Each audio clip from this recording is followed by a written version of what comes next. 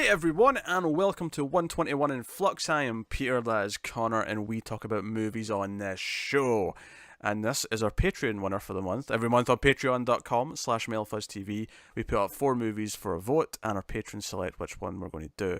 And the theme for this vote was all Netflix movies, original movies that have happened in the past year or so. And it was, we've missed all these, let's do one of these. So they picked Apostle, which is the Gareth Evans directed film. The guy who did the Raid and the Raid 2. That's what he's from. And it's Dan Stevens is in it, and it is a cult movie. I mean, I say cult, it's not a cult movie in that it's got a cult following. It's about a cult. It's about a cult, an extreme religious cult on an island, a mysterious island, which Dan Stevens' character goes to because his sister's been kidnapped. A ransom note was sent to his father, who is dying, so he goes to the island himself to infiltrate and try and suss out where his sister is and what's going on. And mystery, intrigue happens, some weird shit happens, some violent stuff happens. You also have, what's his face? I always mess his name up with Michael Sheen. I always want to say Martin Sheen, because Martin Sheen, but Michael Sheen. Yeah. And he's like the sort of the villainous cult leader, and you've got other characters as well. Also, Lucy Boynton, who I have seen in like 5 things in the last year and a half, is in this as well. Fair enough. She was in Sing Street. She was in a horror movie called The Black Coat's Daughter. She was in something else I saw not too long ago. She's popping up everywhere. She's just at that sort of like breaking into the mainstream part of her career where I'm starting to notice her pop up in a lot of small movies and stuff. Yeah, fair enough. But yeah, so that's the gist. We'll start spoiler free. We'll give you a warning in the middle before we go into spoilers, and I will ask Connor the question I always start with: did you enjoy Apostle? Not really. I think direction is excellent. Cinematography is great. When it's doing tense moments, it's tense. Mm-hmm. I think I don't give a shit about the plot or the characters. This is really boring, but I agree with that every single word. It's shot beautifully. I thought I was in for a treat. There's a shot of the train traveling at the start where the camera's going across the big lake, and it looks beautiful. It typically looks very beautiful. I found myself at points with the plot feeling like it was just doing things so it could get to the next quote unquote shocking moment. Yeah. The actual mystery, honestly, the opening 30 minutes is really good, but once he's settled into the cult on the island and he's just kind of creeping around investigating, it grinds to a halt, and it's kind of rough, and it's a shame because there's a lot of things and I think honestly and obviously we'll get to this in spoilers, but I don't actually kind of like any of the reveals about what the island is or what's going on. Me either, and typically I'd say I would like these things more than you. Yeah. But not in this movie. It felt weird and just not what I was expecting, and not in a good way, right? And there was one visually interesting part of it, but that was pretty much it. Yeah, I was really quite disappointed with this movie. I was disappointed as well. I'm because I thought I was gonna have to fight you on this one, to be honest. No, it got slow, and it tried. There's a really villainous character in it who is pretty good at being villainous, and you really want to hate. You do really hate him. You don't just want to hate him. You hate him.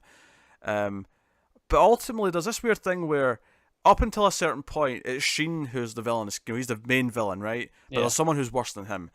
And by the end of the movie, it kind of felt like he just became ignored until he almost just kind of sat out the third act and then just popped up for a little. Yeah, he was in the movie.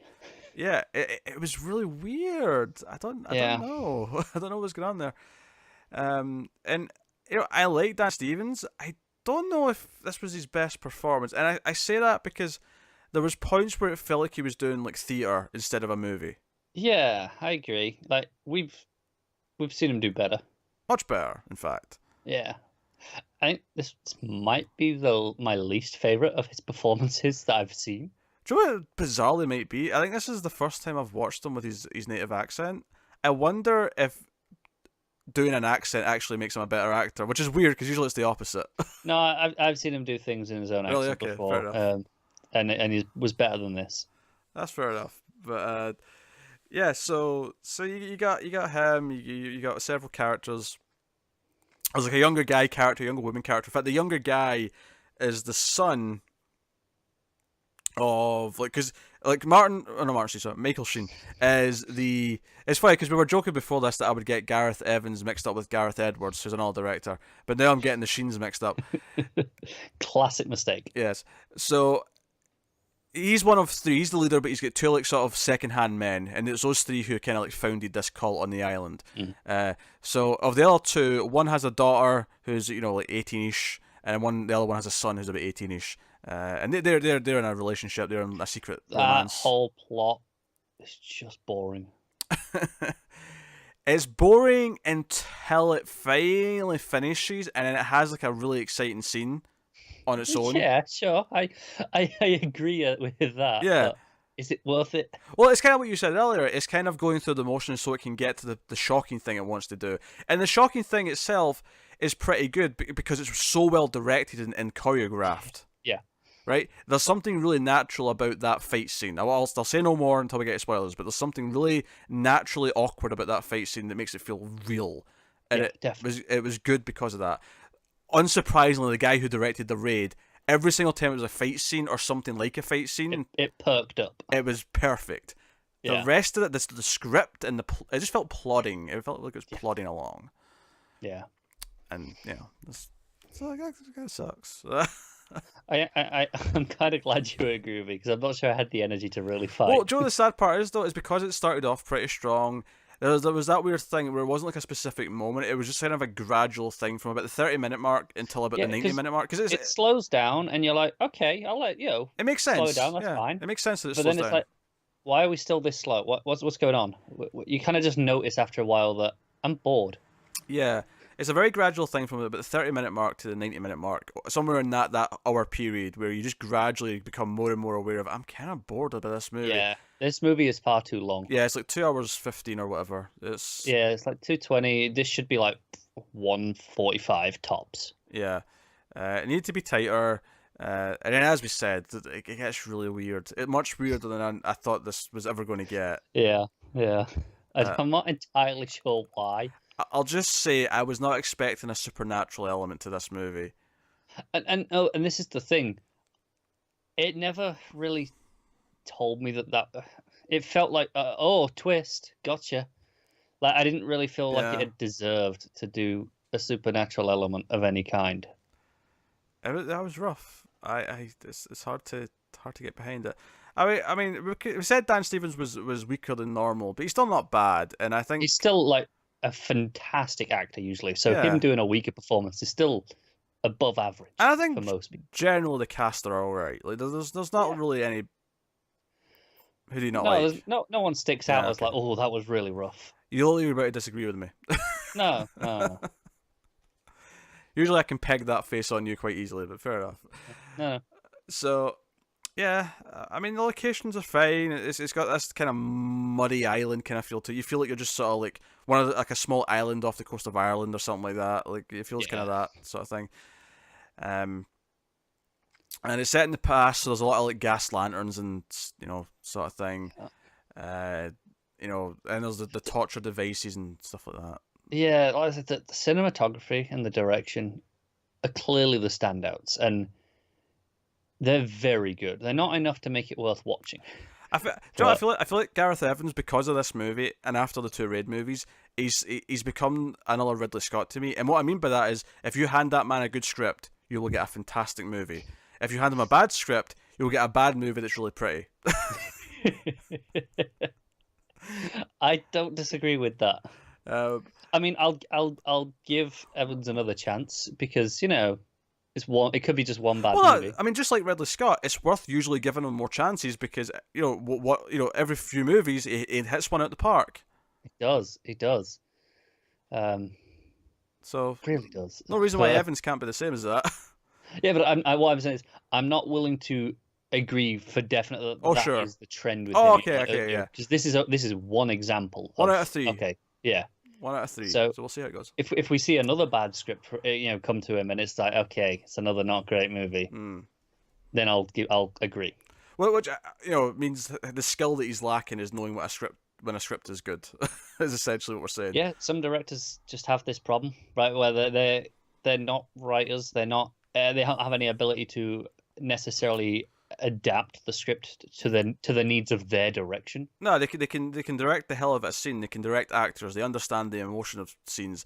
They're just not very good at necessarily deciding what's if the What scene's works and good. what doesn't. Yeah, Yeah. if the story's good or not. Obviously, this plenty of directors this does not apply to. I'm thinking specifically Ridley Scott, maybe Evans here because of this movie after these last two.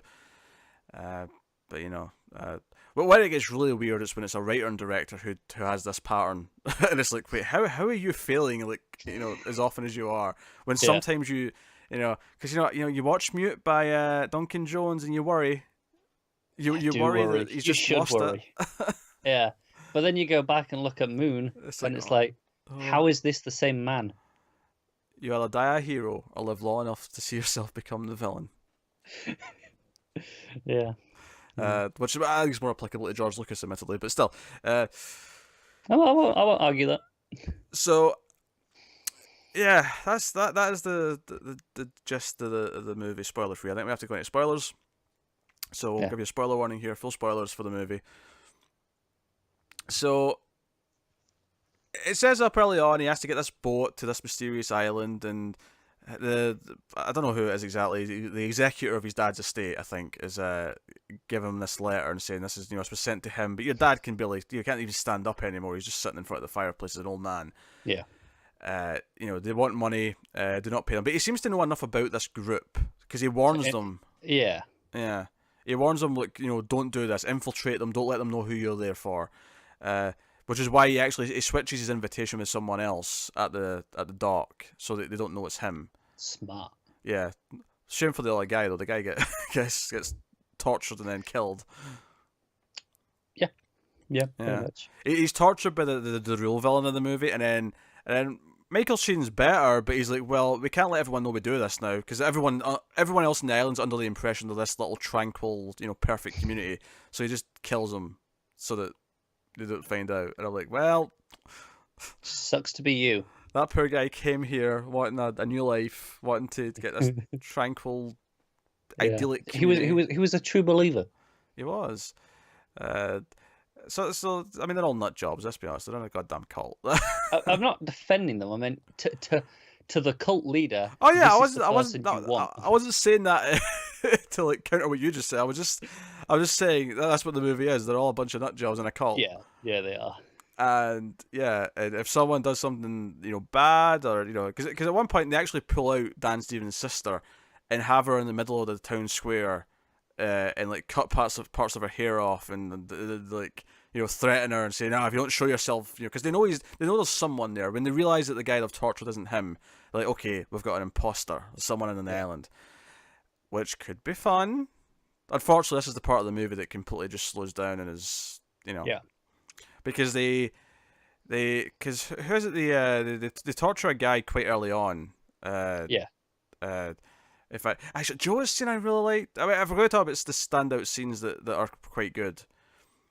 There's the scene where the guy, it's when he's when Sheen's questioning the potential culprits of who's been out of their house the night before. There's one who is guilty other than Dan Stevens, and he tries to stab him, and Dan Stevens jumps in and like sort of defends him. Yeah. Which is a classic thing because now the bad guy will trust him, right? Yeah, it's like, oh, he's on my side. But what I like about this scene is that the three guards just spear the dude right there, and he's got like 3 spears in him. What I loved about this is that he doesn't just die straight away, because obviously, he's going to bleed out. Like, he's going to die very soon, but it's not instantaneous, which is what I feel I usually see. Yeah, I like that. Like we say, whenever the violence pops up, obviously it all builds up to that stupid like brain drill thing we get, later on. Yeah, and it gets to that point, I'm like, this is just here because you wanted to do the torture porn scenes. Yeah, very much. That's what it feels like. Part of my favourite scene of the movie, though, is so we have this relationship between the two younger people, right? Who want to run away, who don't really believe in the cult, they want to run off together. They're like, hey, we've been screwing for a while. Yeah. What do I do if I'm pregnant? And she's pregnant now, and her dad's the asshole. He's the real villain, right? The guy, because he ends up like taking over, and he's the more kind of like, as bad as Sheen was, he is the scary militant dictator one. And he gets so angry that his daughter's pregnant when he finds this out that he kills her. He stabs her in the stomach repeatedly, and then because she's about to run away, she's packing her suitcase when he catches her. And then the young guy comes in and sees this. And earlier on in the film, when he was sneaking around with Dan Stevens gave him a switchblade for defense if he needs it. And he pulls it out and immediately just like runs at the dad to try and kill him. And I really like this fight scene because it was so like awkward, and he's like this small guy versus this bigger, older guy. And it's clearly he doesn't really know what he's doing, but he's got all this passion. He's got all this passion, and he's just slashing the blade whenever he can. He slashes him in the arm, he slashes him in the face, he does everything he can, and it feels visceral. And I guess that's what we're saying, the direction really makes it work. And you hate this guy because he eventually runs out, and the kid runs out after to still kill him, and he starts yelling that the kid murdered his daughter, and he starts blaming it on him. And this is a kid running around with a knife, attacking him, and he's kind of a very well-respected member of the community. And you hate him here, and this is like one of the best bit of characterization the whole movie does, because you seemingly hate him at this point, because he murdered his daughter because he wanted to control her because she wasn't obeying his rule. So this strict, sexist, militant, he's awful, and you hate him. And then he like says, no, he killed my daughter. Let's publicly torture him, which leads to the scene of putting him on the table and drilling this thing into his head, so they can pour something in his skull. Yeah.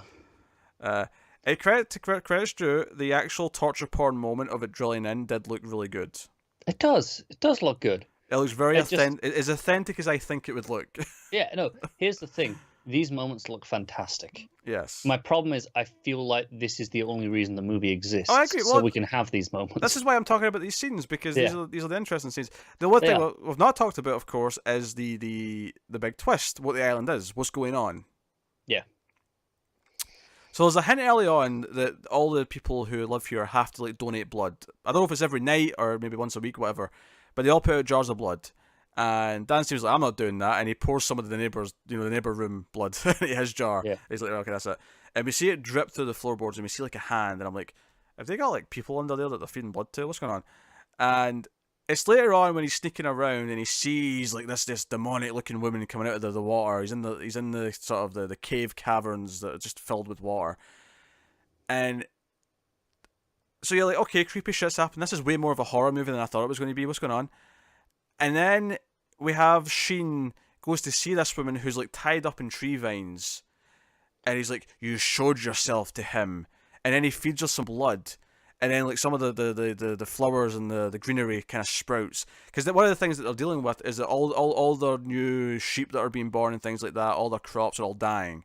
Yeah. And the idea is that this is like Mother Nature for this island, who they're feeding blood to and controlling.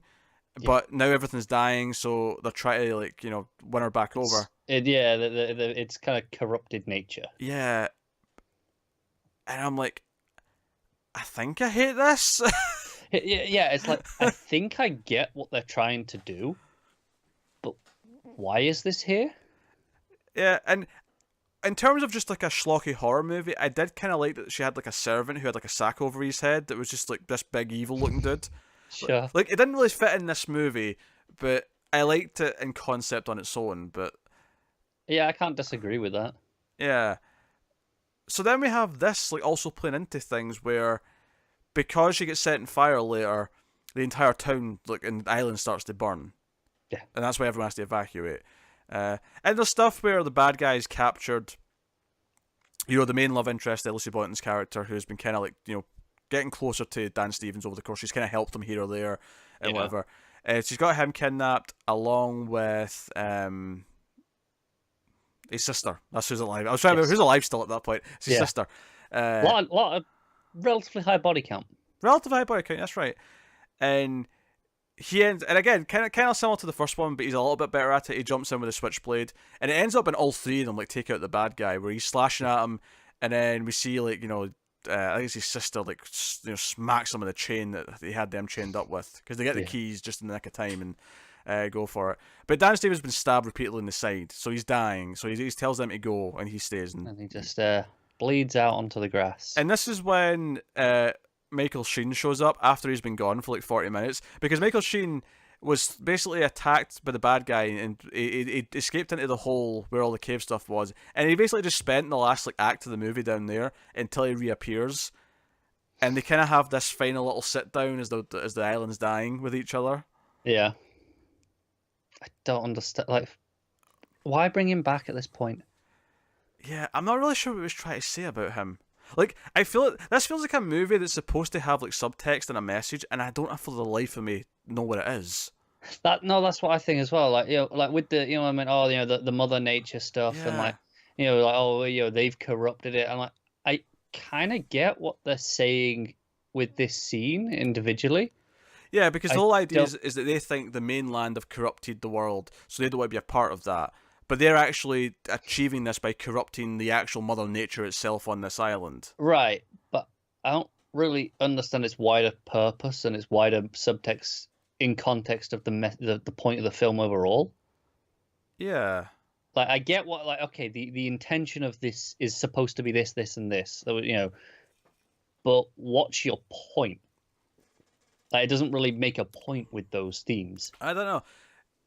It's funny, like, Netflix sometimes gets a reputation for being a dumping ground for movies, but I look at this one and I go, yeah, it's almost like someone looked at this and said, this isn't working, so let's just ship it off to Netflix. But even though on paper it seems like it's a surefire hit, because you've got Evans, you've got Dan Stevens, you've got all this cast, the visuals look great. It's the something where I absolutely understand why Netflix bought this. Yeah, probably for relatively cheap.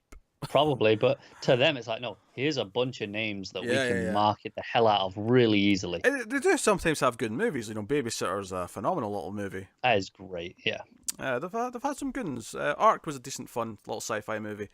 Yeah, it was. Yeah, they've had a few, but they've got a lot of shit as well. I feel like their success rate is way better with TV shows.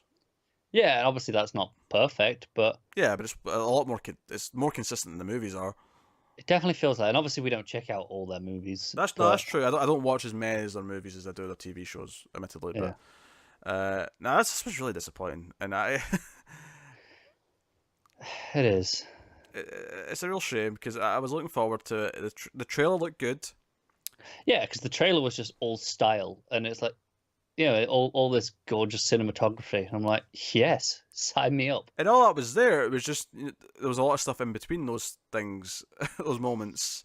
Yeah, I know other people liked this more than we did. Really? Yeah.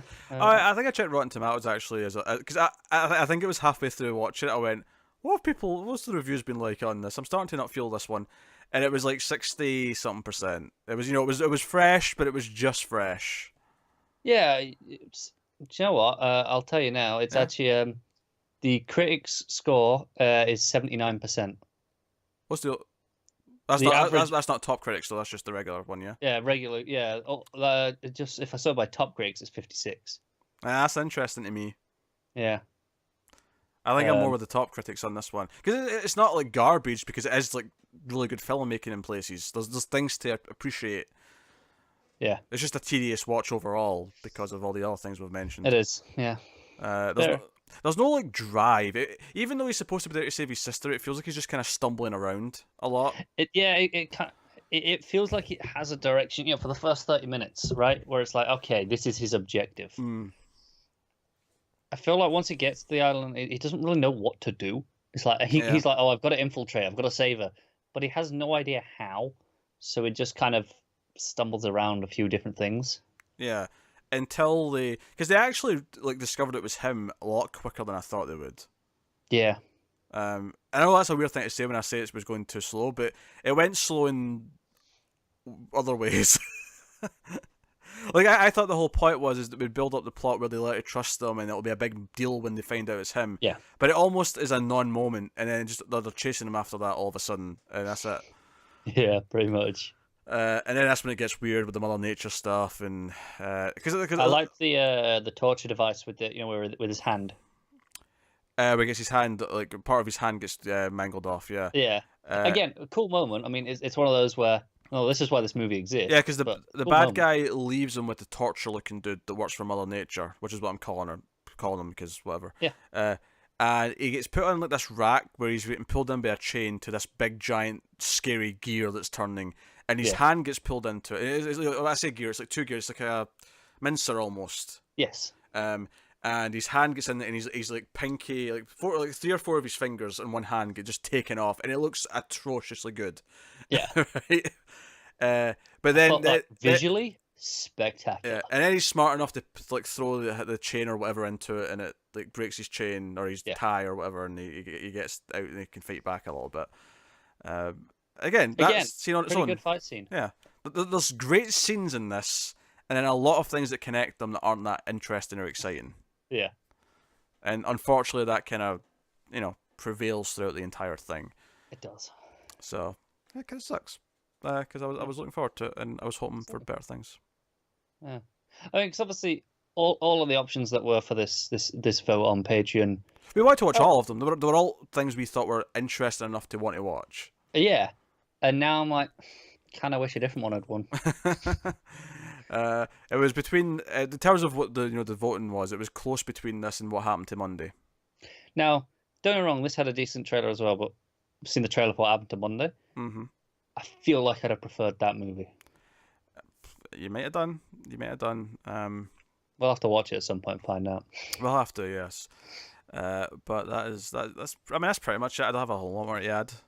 No, it's relatively actually a really straightforward movie that just throws some twists here or there. Yeah, for as weird as that stuff towards the end is, it's not that complicated to actually... Like, I think this is a sign that it's a really poorly thought out script, because given everything we've said happens in it, it feels like there should be a lot of themes and subtext and stuff to talk about, but there isn't. Yeah, it has that look of like, no, we know what we're doing. We got a subtext, and it's like, you know what we're talking about. It's like, I have no idea. The good visuals and direction lull you into a sense of quality. They do. And then you realise as it goes that the script's just not there for it. There's nothing to back it up.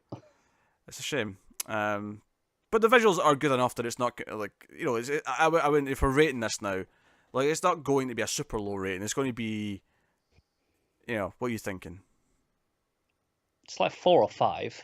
Yeah, I was thinking 5. I think it sort of breaks into just like complete average, because it has really like, let's say the script and stuff and match the visuals and the direction and all those moments.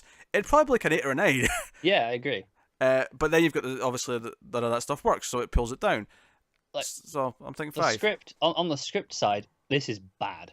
Yes, and would be like a 3, but the direction is pretty spectacular, and like that pulls it up a reasonable amount. See if you I think I'll go with the 5. I think if you put this on a bit where like maybe doing something else while you were watching it, you'd probably enjoy it a lot more than we did, because you'd be able to zone out for when the boring stuff is on. Put it on mute and just watch the fight scenes. Okay. And the torture. I feel like that's where the enjoyment would come from. I can see that. But I mean that's pretty much it. Yeah. Apostle disappointing. I'm sorry to say. I was looking forward to it. I thought there'd be more to it than that. The other things that lost, obviously, we mentioned What Happened to Monday. Automata lost, which was the foreign film starring Antonio Banderas. There was like robots. Which, is that what it was? I think that was one. I mean, I'll tell you what, I'm just getting it up to double check. I think the other one, if I can remember. No, Automata's in the next vote. Oh, that's in the next vote. Sorry. Okay, that's my bad. I'm mixing my votes together. What was the other 3 options then? Oh, the other 2. The Night Comes for Us. Oh, I wanted to watch that. You bastards! You should have voted and for that. And also, Hold the Dark. Actually, I'm kind of glad that one didn't win. Oh, really? The reviews were very middling. They said it was Solnir's worst movie, so I feel like that might have ended up having the same feeling as this, where we'd be disappointed. Okay. All right, because I was excited for that on Solnir. Yeah. I'm forgetting the actor's name, but the lead in that from Westworld. Yeah, thank you. Yes. Looked gorgeous in the trailer. It which, did. So did this though. Very similar trailer. However, director alike, actor alike. However, looks good. The Night Comes for Us. Out of the 3 of these that we didn't win, I think that's the one I want to do the most at some point soon, because The Night Comes for Us looked great as an action movie, and from everything I've heard online, it's a great action movie. So I'm into it. Yeah. What Happened to Monday has a great trailer, like a fantastic trailer. It does. but I haven't actually heard much in either direction. Yes. Maybe we'll get to some of these in our catch-up before we get to the movie awards in February. Yeah. It's possible. Probably not What Happened to Monday, because that's a 2017 True, movie. yeah, true. That wouldn't count for our awards, but the other two would. Yeah. And they comes for us. I really like to watch. So you don't be surprised if that sneaks into an episode January, February. Yeah. It might happen. Yeah. So yeah, that's us. That is Apostle. So let us know what you think of the movie if you've seen it in the comments below. Like, subscribe, all that stuff. You can get us on Twitters at mail_fuzz for channel updates. If you want to support the channel and the show and everything we do here, head over to patreon.com/mailfuzztv, and you can do that over there for as little as $1 per month. At the $5 tier, though, you get access to the voting every month. Right now, there's a vote of 4 of the things that lost over the course of the last year. Atomic is one of them, which is why I mentioned that earlier. Yeah. Well, the other ones, you're on the page, right? Yeah, I was thinking when this goes live for the public. When this goes live for the public, it'll be too late. But for the patrons, there we go. They can still vote. Yeah, for the patrons, I can't find it. We got. I'm missing it. It doesn't matter. The patrons, you're already there. You can see it. My God, I thought it was on the page, which is why I asked. I lost it. I went off the page and I can't find it now. Yeah, Connor has so many tabs that he can never find any tab that he had open before. I'm in the 30s at the minute, so it's not. I have never had 30 tabs in my life. That is shocking. All right. So there'll be a new vote, if not right now, very soon. There'll be a new vote, yes, for the start of January sometime as well. Also, we'll do our end of year movie awards in February around the same time as the Oscars, and we're doing a new thing this year where all of our patrons, $1 and up, can submit their picks as well, and we'll announce those results. There'll be like a point-based system. We're doing the same thing right now for TV, so if you're into TV, you're a patron, or you're thinking of becoming a patron at the $1 tier or up, you can submit your TV awards. You've got until Friday the 28th, which will be too late if you're not a patron yet, but if you get this early, in fact, this goes out that day on Patreon even, so this is kind of redundant. Now. You can, yeah, if you watch this the day of, you have until the end of the day, basically. You can do it still. Yeah. If you watch this the day it goes up on Patreon early, you can do it by the end of the day. So realistically, what we're saying is February, movies, pay attention. Yes. Come back for that. Likewise, there'll be one for Screams for me and Tim. So same idea. And I guess for the sake of the public, Happy New Year. I guess. Yeah, it'll be after New Year's. Yeah, sure. So this will be the first one of the new year, right? It will be. I think so. Yeah, that's true. There we go. Happy New Year. Fair enough. There you go. That has been Apostle. Thank you very much once again for watching or listening. We always appreciate it. Keep watching movies, guys, and we'll see you next time.